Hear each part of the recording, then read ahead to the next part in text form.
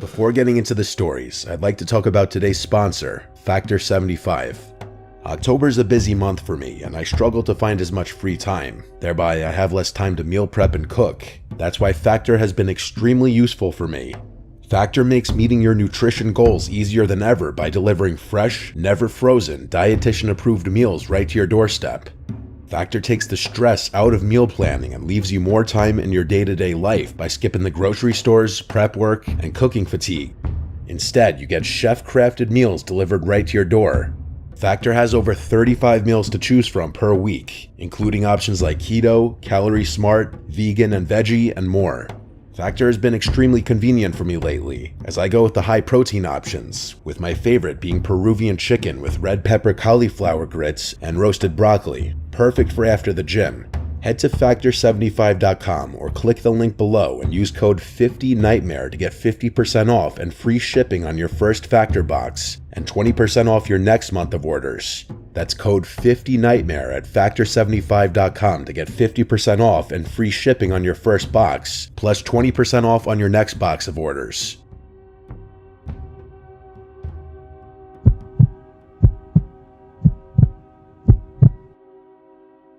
Let me give you some context so the story I'm about to tell you is more understandable. Our cat Cosmo has always slept in the basement. Every night since I was a little kid, our parents would scoop him up from wherever he was lounging and stick him in the basement. They detested all the cat hair he'd leave behind on their bed, which I guess was understandable. He was also an outdoor cat, so if one of us forgot to put him in the basement at night, he'd wake my parents up at 3 a.m. screaming to be let out. The basement's huge, the biggest room in our house, so I figured he liked having all that space. A little over 2 weeks ago, as I'm writing this, he started acting weird. There's a little landing at the top of the basement stairs just behind the door. That's where we'd usually put him. After a few minutes, he'd walk down the stairs and sleep on whatever piece of furniture he pleased. One night, I placed him delicately on the landing and gently shut the door, something I'd done a million times. As I was filling my water glass in the kitchen though, I heard him meowing from behind the door. That was odd. He usually trotted down the stairs immediately. I finished filling my glass and walked over to the door, wondering if someone had maybe forgotten to fill his dish. I opened the door, and he darted out into the living room as if he were chasing something. I checked the dish, and it was completely full. Weird, I thought, turning to go find him. I put him back on the landing step, closed the door, and that was that. The next 2 nights were essentially the same. I'd put him on the landing, close the door, and start getting ready for bed. After a few minutes, I'd hear him repeatedly meowing. I'd go over to the door and it was always the same thing. He'd just linger at the top of the stairs, refusing to go down. I worried that maybe he was just getting old, but that was a thought I didn't want to confront just yet. It killed me to do it, but I just ignored him, knowing he'd walk down the stairs eventually. The day after that, he refused to enter the house at all. Usually when he wanted to come in, he'd just hang out at our front steps or by the back door until one of us saw him through the glass and let him inside. At one point, I noticed him curled up on our doormat. I went to let him in, but he didn't move.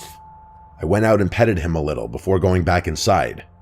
A few hours later, I walked by the door again and saw that he still hadn't moved. It was getting late, so I picked him up and carried him inside, which he wasn't too happy about. I knew he didn't want to go to sleep downstairs, so I let him sleep in my room that night. It wasn't a big deal, and he seemed a lot calmer that way. Of course, that solution didn't last. For the next few days, my dad kept complaining that someone was leaving the basement door open. He was mad because it was letting all the cool air escape downstairs. Air conditioning wasn't free, which was something he loved reminding us. I assumed it was my sister. She's always been the type to leave doors and drawers open without thinking. I didn't really pay it that much thought. I was just happy that Cosmo seemed to have mellowed out after being allowed to sleep in my room. One night, I woke up randomly in the middle of the night. In my groggy, half-awake state, I glanced over to the door and saw something weird. There was a silhouette standing in my bedroom doorway. It was just standing there, perfectly still. I could tell it was a person because I could see their outline in the faint glow of the lamp we'd leave on in the den. I figured it had to be my sister, so I called out to her, but the figure moved away without a word. I was too tired to figure out what she wanted, so I just went back to sleep. A couple of days later, we discovered what had been keeping Cosmo away from the basement. A flea infestation. The whole place was crawling with them. It was disgusting. We assumed the fleas were the reason Cosmo had refused to go down there, which made sense, but it was strange how they came out of nowhere. We'd never had a flea problem before, and Cosmo always wore a flea collar. My dad yelled at my mom for not changing out his collar, even though she swore she had. My dad went all out, tearing through every corner of the basement to clean it thoroughly. We vacuumed the carpets, sprayed the entire room, and washed everything down with flea-killing solutions. He told us to stay out of the basement for the next few days so that any stragglers would die off without a host. It seemed like a good plan, and I figured that'd be the end of it. But then, a few nights later, another strange thing happened. I was lying in bed when I noticed light seeping in under my door, flickering on and off like someone was playing with the hallway switch. I told myself it was probably just my dad getting up to use the bathroom or something. But the flickering continued, going on for longer than seemed normal. It was starting to freak me out, but I couldn't bring myself to check it out. I lay there, heart pounding, staring at the bottom of the door, hoping it would stop. Eventually, it did. I forced myself to fall asleep after that, but I've never felt more uneasy in my life. A few more days passed without incident. My dad said the basement was probably clear, which was great because I had been missing playing video games down there. After getting home from school, I went down to the basement. As soon as I got down the stairs, though, I noticed something was wrong. There were still fleas down there, a decent amount of them. It didn't make any sense. After all the cleaning, they should have been long gone. I went back upstairs to call my dad at work, but he just said to give it time. He insisted that any fleas left would die soon enough. I couldn't shake the feeling that there was something else going on, though. It wasn't normal for fleas to keep thriving like that after everything we'd done. So the next day after school, I decided to investigate a bit further. I went down to the back of the basement and into the storage room where we kept some old boxes and tools, figuring maybe a rodent had gotten in and died somewhere. I opened the door and instantly knew I was right. The smell hit me almost immediately. This thick, rotten stench that clung to the air and made my eyes water. I followed the smell to the far end of the room, where there was an unfinished crawl space that connected to the plumbing for the whole house. It was pitch black back there, and the smell only got stronger as I stepped closer. I didn't want to go in there. It was too dark anyway. I turned to grab a flashlight, and that's when I heard it. Breathing.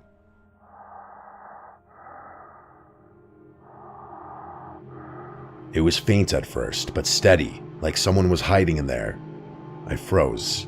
I felt a pit forming in my stomach. The breathing got louder, as if whoever or whatever it was coming closer. I backed away. Before I could react, I saw a figure lunge toward the end of the crawl space, moving fast. A hand reached out for me, but I jumped away before it could grab me. I didn't stay to get a better look. I ran upstairs as fast as I could, slammed the basement door shut, and called the police. When they arrived, they searched the house, but there was no sign of anyone. They found some empty chip bags and food wrappers stashed in the crawl space, but that was it. Whoever had been down there had escaped through the storm door at the back of the basement. The officer said it was probably a homeless person who'd snuck in looking for shelter, but I couldn't help but wonder how long they'd been living there and how much they'd seen. My parents were twice as shocked as I was. We've kept the basement door locked ever since, and Cosmo still won't go anywhere near that door.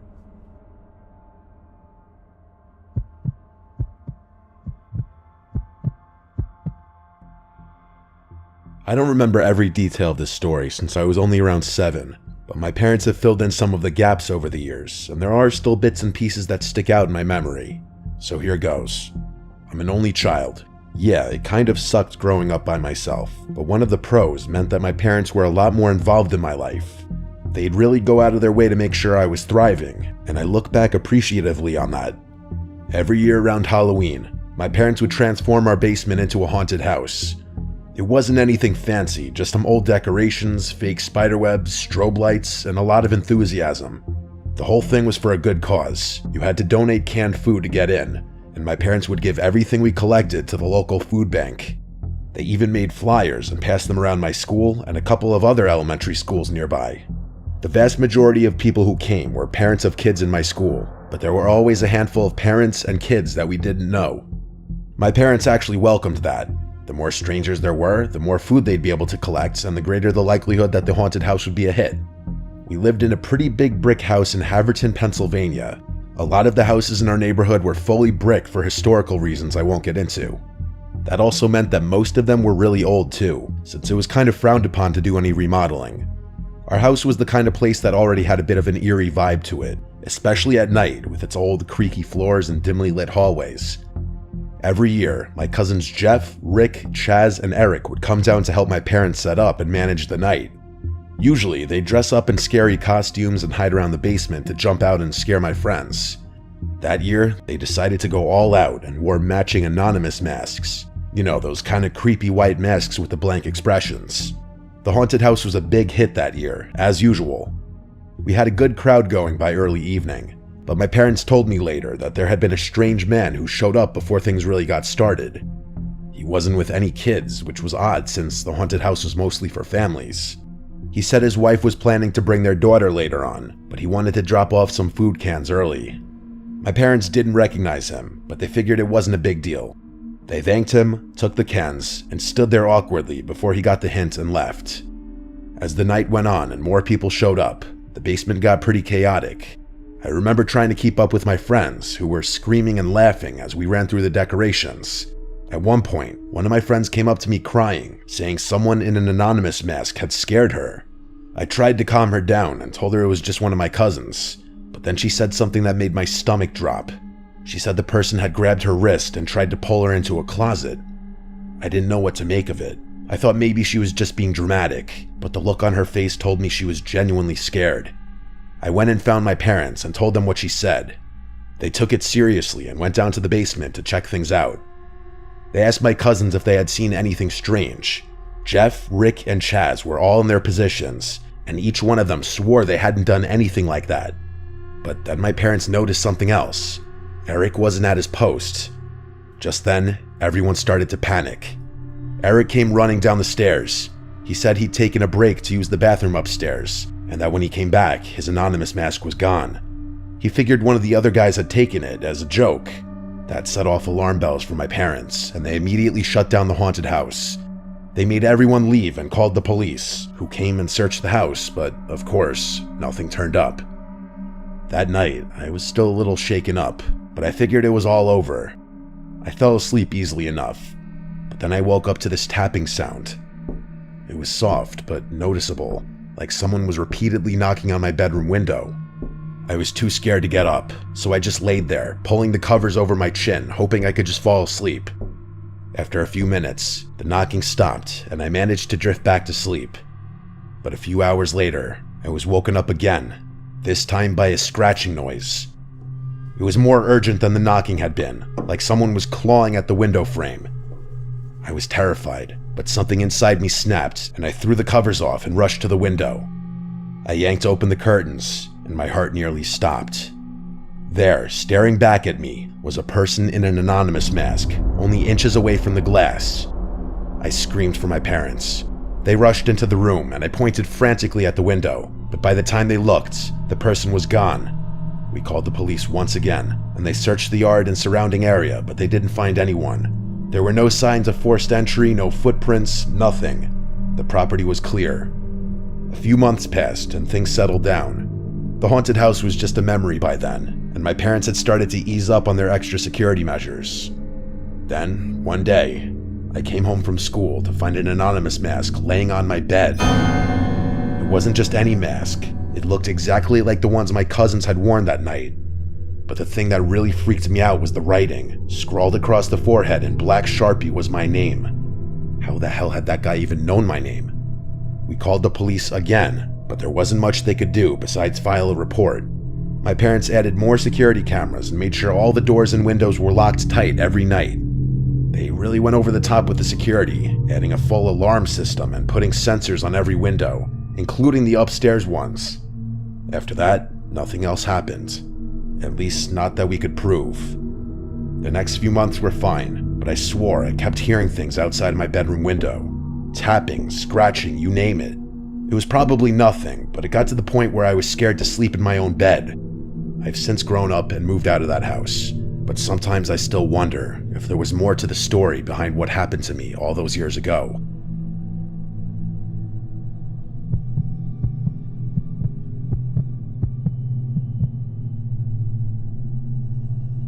I recently got a job at a Mexican joint in a neighboring town. The area was a bit sketchy, but it wasn't anything I couldn't handle. I was also pretty desperate for money, so it's not like I really had a choice. Plus, I figured working nights wouldn't be so bad, since I'd have most of the day to myself. The restaurant itself was decent enough, but the manager, Carlos, was, well, shady. He always scheduled me for the worst hours, kept me late, and never seemed particularly concerned about following the rules. He was the type of guy who made you feel like you couldn't trust him. But like I said, I didn't have much of a choice. I needed the job. One night, while closing up, I started hearing these weird noises. I was mopping the tiled floor in the kitchen when I first heard it. As I was mopping, I picked up on these two muffled sounds that sounded like soft thuds and scraping. They were coming from below the floor. It was faint at first, but I knew I wasn't imagining it. The thudding and scraping would alternate, but I was positive that there were two distinct sounds I was hearing. I listened for a while, and the noises continued for a minute before stopping completely. It startled me, but I brushed it off as something small, maybe an animal outside or the pipes settling. But it kept happening. The noise would start up when the place got quiet, just as I was finishing up my cleaning. After a few nights of this, I told Carlos about it. He shrugged it off immediately and told me it was nothing and to stop worrying. He went as far as to say the restaurant didn't even have a basement. That's when I got a little suspicious. I knew he was lying because I had literally seen the window wells around the back of the building. I wanted to tell him that, but held my tongue. I figured I'd give it another day. Maybe the noises would stop on their own. Of course, the noises continued. I complained to him the next day and told him that the place must have a basement since there were literally windows below the ground. That's when he gave me this strange look and insisted that there was no basement. He told me that the previous owners of the building had sealed it years ago, and no one can get in or out. Then he told me in a firm voice to just focus on my job and stop poking around. The way he said it, so dismissive and firm, gave me a bad feeling, but I didn't want to lose the job, so I dropped it. I figured maybe it was just some animal that had somehow gotten in. It was just weird that Carlos was so insisting on not checking it out or taking me seriously. For the next few days, the noises persisted. Every night it was the same, those strange, low thuds and occasional scraping, like something or someone was moving down there. I couldn't shake the feeling that something wasn't right, but I tried to ignore it. Then one night after closing up, curiosity got the better of me. I decided to take a look for myself. I walked around to the back of the building where the window wells were. I crouched down and tried to peer through one of the windows. It was pitch black inside, and I couldn't see anything, even with my phone flashlight. Just as I was about to give up, a light flickered on inside the basement just for a second. Then it snapped off before I could see anything clearly. I froze, my heart racing, unsure of what I had just seen. I rushed back to my car, too freaked out to go back inside, but I didn't tell Carlos. Something about the whole situation made me feel like it was better to keep quiet. I was not prepared for what was about to happen, though. The next time I closed, I couldn't resist the urge to go check out those windows again. I fully admit that my hands were shaking as I walked around the building. I knew nothing good was going to come from poking around. I crouched down to get a good look. This time, as I leaned in closer to get a better look, I saw it. Pressed up against the glass was a face. It was a man, but not just any man. He looked completely deranged. His hair was wild and his face was filthy, like he hadn't bathed in weeks. His yellow eyes were wide, staring right at me through the glass. He bashed his head against the window and gave me this demented smile. I screamed and stumbled back, totally losing my shit. I ran for my car without looking back. My hands shook as I fumbled with my keys, but I managed to get in and speed off before anything else could happen. The next day, I couldn't keep quiet anymore. I went straight to Carlos and told him everything. To my surprise, he didn't even try to deny it. Instead, he sat me down and actually told me the truth. He admitted that the person I had seen was actually his brother, who had been living in the basement. He said his brother was mentally ill, dangerous even, and Carlos had been hiding him down there to keep him out of trouble. The basement had been sealed off to the public years ago, but Carlos had found a way to let his brother live down there, away from prying eyes. He urged me not to say anything, and said he'd appreciate it if I forgot this whole thing ever happened. I didn't know what to say. I wanted to quit right then and there, but I couldn't. I was so strapped for cash that the idea of looking for another job didn't feel like a real option. so I stuck around, convincing myself it would be fine as long as I stayed away from the basement. I tried to keep my head down and avoid Carlos, but the whole thing left me on edge. A few weeks later, something happened that made me regret staying. It was late, and I had just finished closing up. As I walked to my car, I noticed something or someone lurking in the tree line next to the parking lot. It was just a figure, but I knew in my gut it was a person. I had a feeling I knew who it was. My heart started racing, but I pretended not to notice. I kept walking, trying to stay calm, but then I heard footsteps behind me. I glanced over my shoulder, and there he was, the same man from the basement. He was hobbling strangely toward me, but clearly moving as quickly as he could. I scrambled for my keys and managed to unlock the door and throw myself inside just as he reached the door. He slammed his face against the window, smearing it with dirt and sweat, and started pounding on the glass. I screamed, but I couldn't think straight. All I knew was I had to get out of there. I sped off as fast as I could. I'm not sure how I made it home that night without crashing. I've never been more scared in my entire life. I still thank God that he had some kind of limp, otherwise he would have definitely caught me. That was my last night working at the restaurant. I called the police from the safety of my apartment, but I never went back. I didn't want to know what happened next, whether they found the man or if Carlos got in trouble for what he'd done. I just couldn't be involved anymore. Even now, though, I can't shake the feeling that Carlos might come looking for me one day. I don't know if he'd go to great lengths to do something like that, but it's a thought that sits in the back of my head. I never found out what happened to the restaurant, Carlos, or his brother, and honestly, I don't think I want to. Maybe I'll take a drive by that restaurant sometime in the future, but for now, I want to stay as far away from that place and those people as possible.